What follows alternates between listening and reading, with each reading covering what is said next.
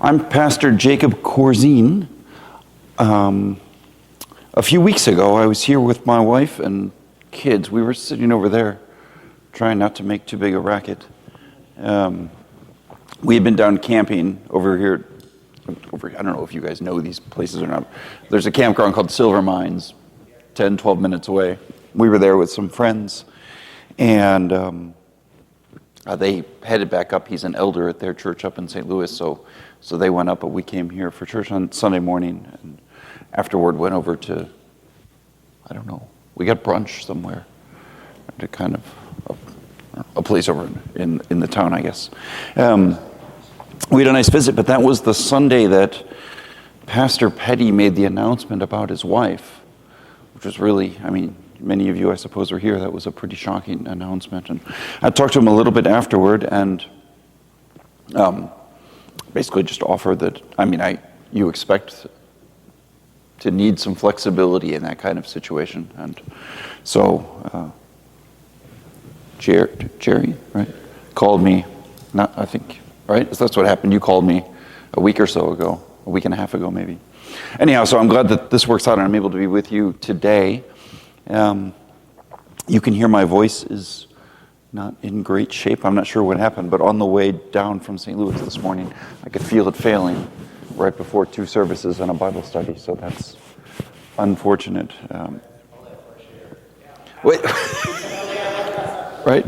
It's either the fresh air and it's in shock, or it's the allergies and it's in shock. I took an allergy pill coming out. I do have some allergy things, so I keep them in the car.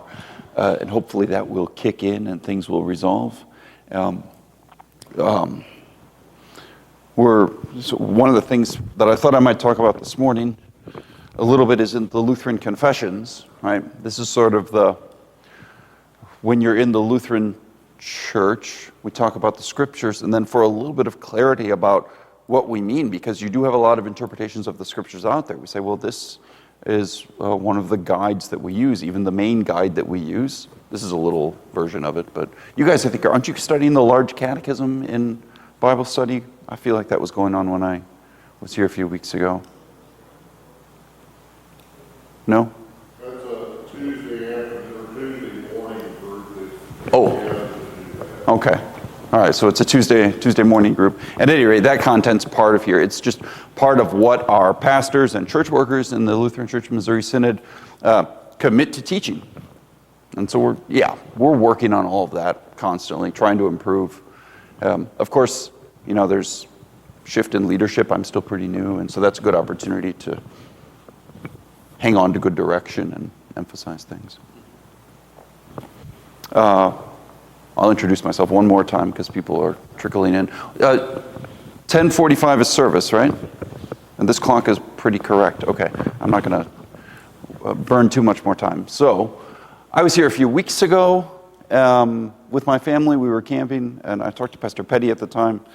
And now is a Sunday where he needed to fill in. I'm Jacob Corzine, the Vice President of Publishing at Concordia Publishing House. So I've just been talking a little bit about what we do there as a lead up to what should be a Bible study, which we'll go ahead and start now, because otherwise it'll just be the story hour.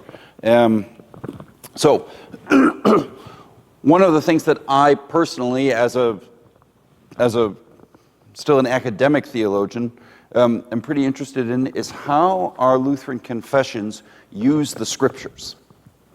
So, a lot of times we have a real deep interest in the Bible, and we study the Bible. We have a lot of pastors of a real deep interest in the Lutheran confessions, and we study the Lutheran confessions. And I think both of those are really, really valuable, let's just say, motivations for writing books, because I work in publishing, right? But what I think we need to be steering into today is the intersection of those two things. Really intentionally, how are the confessions reading the scriptures? What you start to discover is that there are passages that are especially important to us as Lutherans. Like Galatians 5, if you keep circumcision, you're obliged to keep the whole law. That will be cited up one side and down the other in our Lutheran confessions, like almost no other verse. Because what they're saying is that if you embrace a little bit, or what St. Paul is saying is that if you embrace this old ceremony, which doesn't have any validity anymore, and you place yourself back underneath the law as the path to God's mercy, then you have to live that whole path. Then you have to give up Christ, right? So they quote that constantly in the Lutheran confessions because there were so many ceremonial laws that the Roman Catholics were trying to press on to the Lutherans. Because in the early part of the Reformation, that's really what it was about. That people don't know this story very well, but what happened, 95 Theses, you guys know about the 95 Theses a little bit? Right? Have you ever heard of the Saxon Visitations? So in 1529, we're coming up on the 500th anniversary of these. What happened is that Luther and his guys, I say that loosely, Luther and his pals, right? They sent theologians out to visit all of the churches in this region. It's bigger than a county, but it wasn't as big as the state of Missouri by any means. But they had all the churches. In every town there's a church. And they went out and visited every one of these churches to see if they were preaching what the Lutherans preach, because they were obliged to now because the prince had come along, and also to see if they were holding services the way that Lutherans hold services. So that means, did they stop holding private masses? Which maybe I could boil down even a notch further. The priest shouldn't be having communion by himself anymore. So they wanted to check and see if that was happening. They wanted to make sure that the priests were allowed to get married. They wanted to make sure that the sermons were actually being preached at all. I mean, there are reports from these visits that are really kind of very frank. Like, this guy has to start actually preaching. He can't just go up there and mumble a little bit and come back down. There has to be a sermon. Are they singing the hymns? Right? So at this time, you've got "A Mighty Fortress is Our God," "Dear Christians, one and all rejoice," "Salvation unto us has come," "Lord, keep us steadfast in your word," right? You've got, the first hymnal has 8 hymns in it. It's from 1524. It's got 8 hymns in it. So they're out checking to see if these ceremonial impositions of the Roman Catholic Church have been removed or not. They want them removed, but that's the thing that upset the Roman Catholics. If they had just started preaching long gospel from the pulpits, then the Pope probably would have been fine. But what they did was start changing the way the church service looks. And then when they did that, the Pope and the Emperor started to get worried that they were undermining the unity of the church. Yeah, because they believed very much that the unity of the church depended on ceremony. And so then you get this quote in the Lutheran Confessions, in the Augsburg Confession. I'm just going to go ahead and read it to you.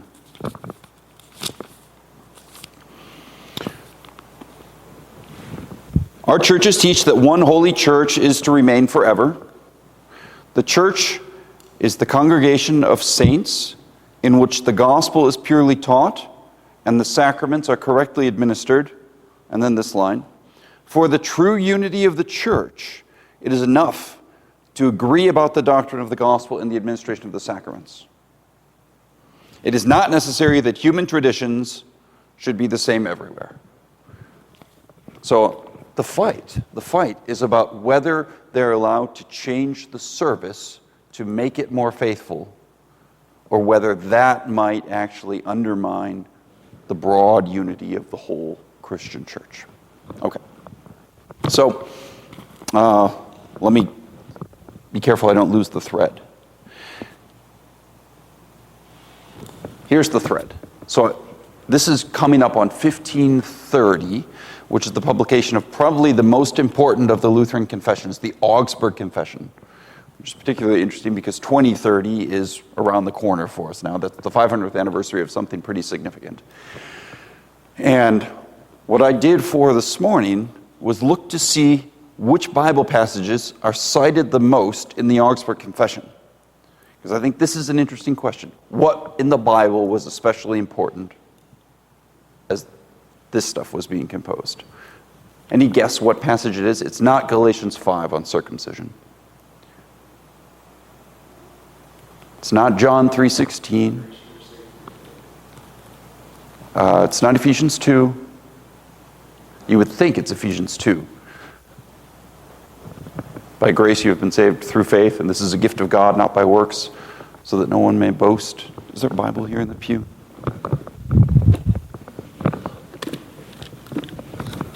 It's Colossians 2:16. Does anybody know Colossians 2:16?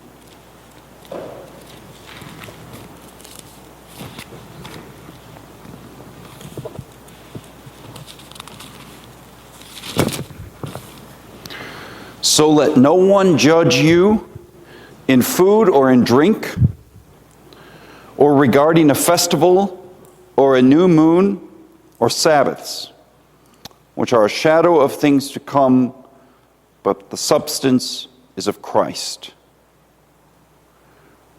And then I'll read a little further. Let no one cheat you of your reward, taking delight in false humility and worship of angels, intruding into those things which he has not seen, vainly puffed up by his fleshly mind, and not holding fast to the head, from whom all the body, nourished and knit together by joints and ligaments, grows with the increase that is from God.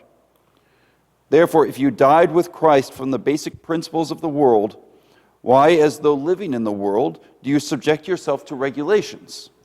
Do not taste, touch, do not taste, do not handle, which all concern things which perish with the using, according to the commandments and doctrines of men.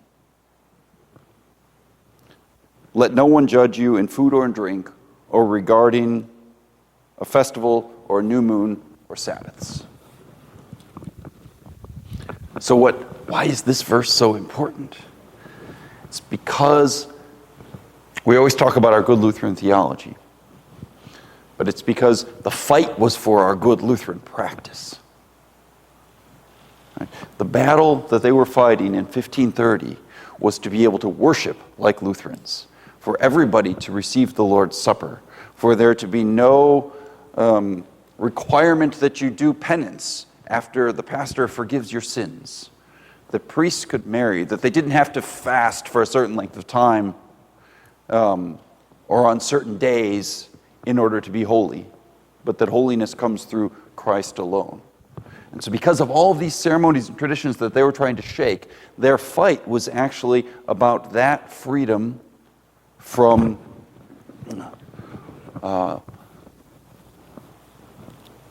ceremonies imposed with the impression that by doing them, you get more righteous. So I've pulled out in my notes here the couple of places where they cite Colossians 2. Here's the first one. Let me, what was the question I was going to ask all of you before? I don't remember. How many of you are already somehow familiar? You've heard of the Augsburg Confession? Okay. We can miss a little bit the target if we underestimate the significance of this text for us as Lutherans. And maybe it boils down just to this. If a young man who wants to be a pastor in the Lutheran Church Missouri Synod has read the Augsburg Confession and disagrees with it, he can't be it's not allowed.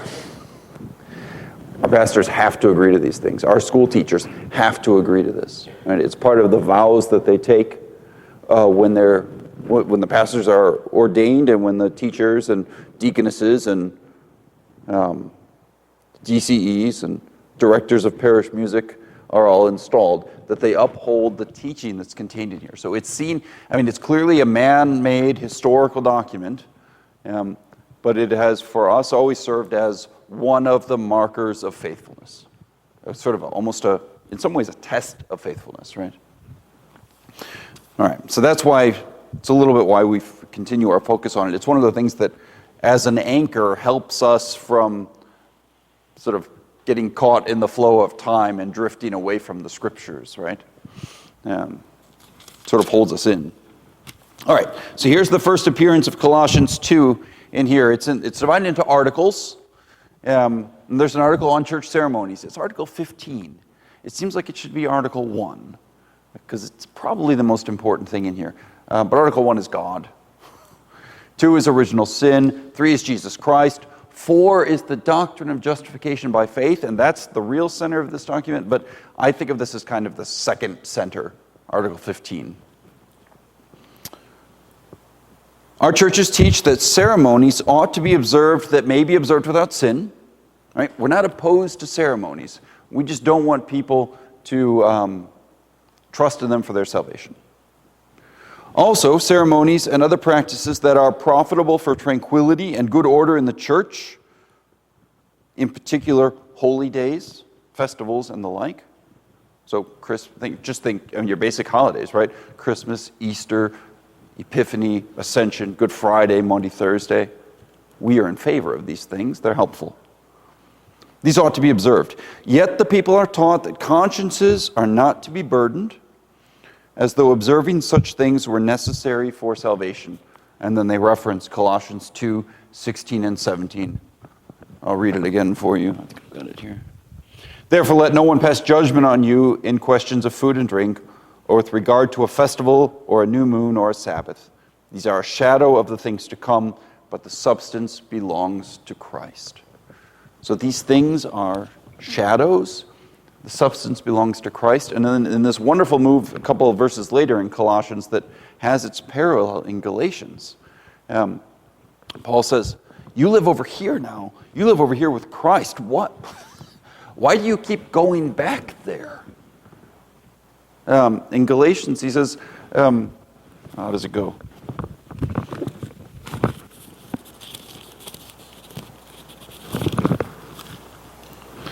O foolish Galatians, who has bewitched you that you should not obey the truth, before whose eyes Jesus Christ was clearly portrayed among you as crucified? This only I want to learn from you. Did you receive the Spirit by the works of the law, or by the hearing of faith? The Galatians go, by the hearing of faith. And then he says, are you so foolish? Having begun in the Spirit, by the hearing of faith, will you now be perfected by the flesh, by works of the law? As though the idea is that the Galatians have, that the Colossians have, is we begin with the Spirit, and now we go to the works of the law carried out by the flesh. He says it's totally backwards. You used to be trying to live by the law according to your flesh, and now you live by the Spirit according to the gospel. Don't get pulled back. And so that's like I say, it's sort of like the second center of the Augsburg Confession, that we continue to live by the gospel and don't get yanked back in to trying to get into heaven by taming our bodies and our sinful desires. Okay. So that's the first appearance of it. The second one, I'm going to skip.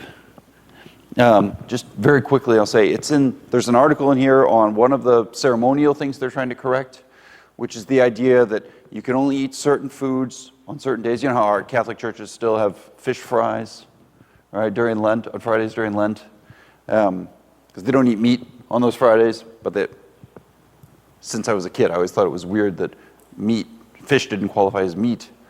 But I don't know, sometime after I got a smoker, I realized it's true. It's not, and I've also been to these fish fries where you get like a crock pot full of butter. Like, this is not disciplining my body, right? But nevertheless, that was the concept, and they're saying this distinction, it's not like the Bible doesn't talk about fasting. And this is actually an interesting point. It's not as though the Bible doesn't talk about fasting, but that fasting is not there to make you more worthy to stand before God. Right? And so in that section, which I just claim to be skipping, what they talk about is how there is a different purpose for fasting. I'll give it to you quickly and then we'll go on. The reason that you do something like fasting, or actually after the service today, somebody asked me, based on the sermon, so if the body is just decaying and going away, what about this line, you only get one body? If we're going to get a new one, does that mean I can just sort of run and burn this one out and it doesn't matter because I'm going to get a new body and it's declining anyway? And they give this really great answer, and it's the same answer for the reason that you fast. You fast to maintain control of your body and your desires and yourself so that you are equipped, as well equipped as possible to serve your neighbor. It's the same reason that you study hard in school. I don't know if you guys are in school. You look like you might be about that. You study hard in school, not so that you can be the smartest person on the planet, but that so you are as well equipped as possible later to serve your neighbor in Christ's name. And that's why you do it, right? And so, that was the answer that I gave too, right? Like, yeah, it's okay to, not with sin, but it's not sinful to put your body to use and have it wear down over time. But it is if you do that just for sort of having as much fun as possible, because you need it to be available for your neighbor. Okay, so that was the second one, very quickly summarized. Now the third instance of this is in the very last part of this document, which is on church authority. So it's sort of the summary article. They get to the very end, and they're talking to and they're talking about the bishops. Because it's the bishops and those sort of ranking higher up to the Pope who are imposing these ceremonies on their local congregations. And we have to really try to keep this as concrete as possible. It's as though you're down here and the word is coming in from St. Louis that your service has to be held at 9:15, and these are the hymns you're allowed to sing, and this is precisely what the pastor has to wear. And if you hold your service at 9:30, or the pastor wears a black robe instead of a white robe, or doesn't wear a stole, none of it works anymore. And that's not Christ that you're receiving. Or if those situations occur, you're not able to receive Christ anymore. That's the level of difficulty that they're dealing with. And then here's the quote.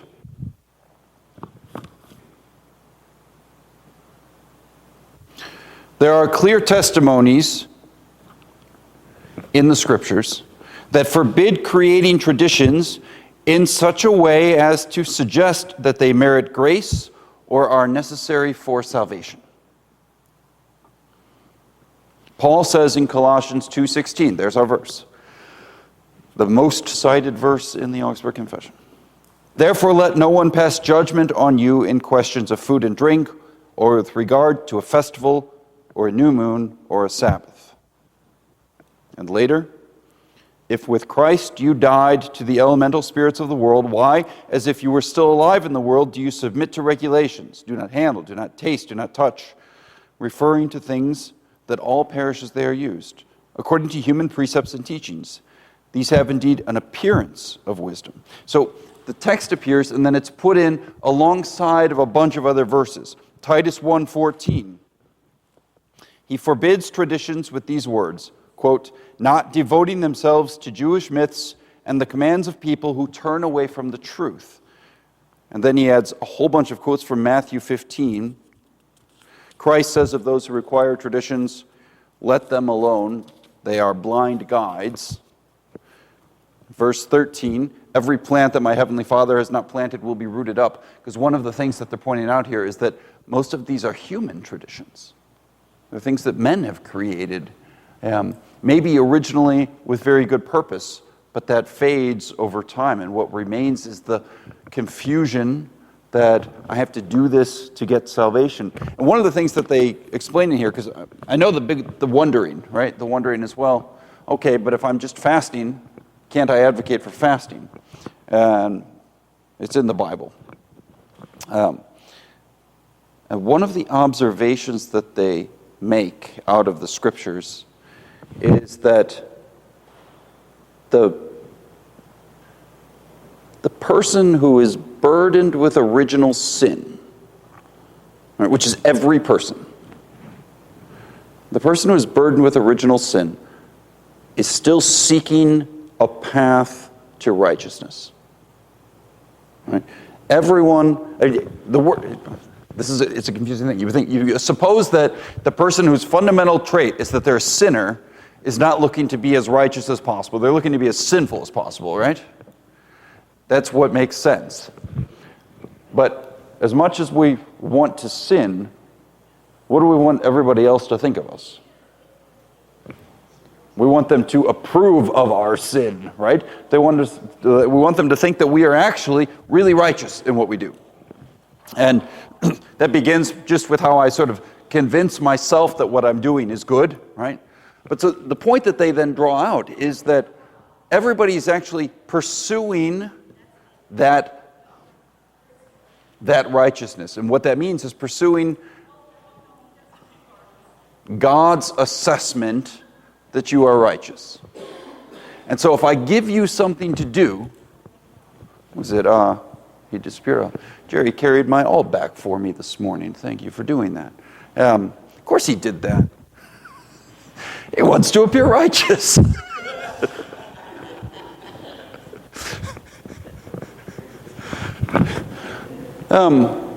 Nobody here is going to look at me and say, I'm not carrying your all back. That's not my job. Right? We all, whether or not we want to serve, right? Let's hope that that's the motivation, right? But the worst person in the congregation is going to carry my all back if I ask them to, unless they're afraid to walk into the sacristy, right? Which is also possible. Because what we're prone to pursue is any ladder that makes us feel like we can climb a little closer to heaven.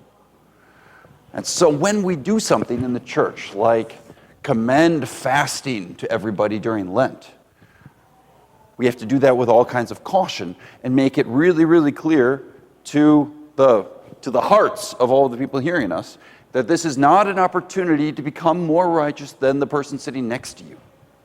It has a totally different purpose, which is actually what they lay out in the part that we skipped, right? It has this totally different purpose, that it equips you to serve your neighbor. It doesn't make you able to get closer to God, right? And so they're doing that. Church starts at 45.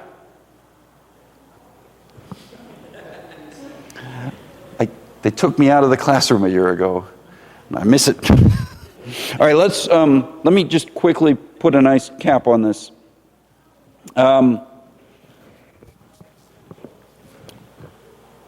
There's the possibility of overshooting in all of this and wiping away all of our ceremonies, which is also not what they're trying to accomplish. So if you get through the text enough times, you discover they have some criteria as they evaluate traditions in the church, ceremonies that we would kind of standardize, either for our congregation or across a lot of congregations.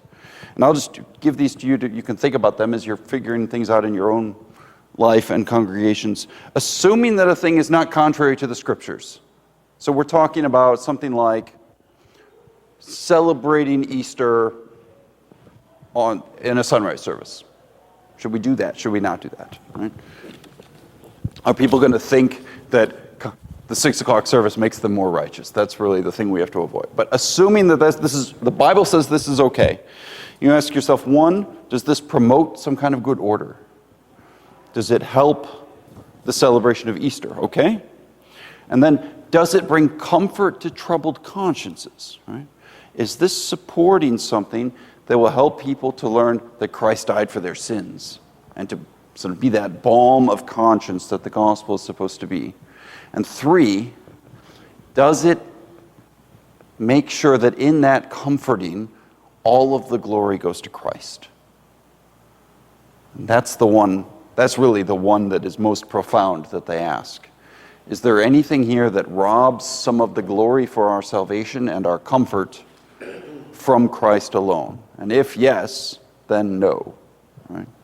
But so they're always asking these 3 questions as they evaluate different traditions. And that leads them to drop some and keep others.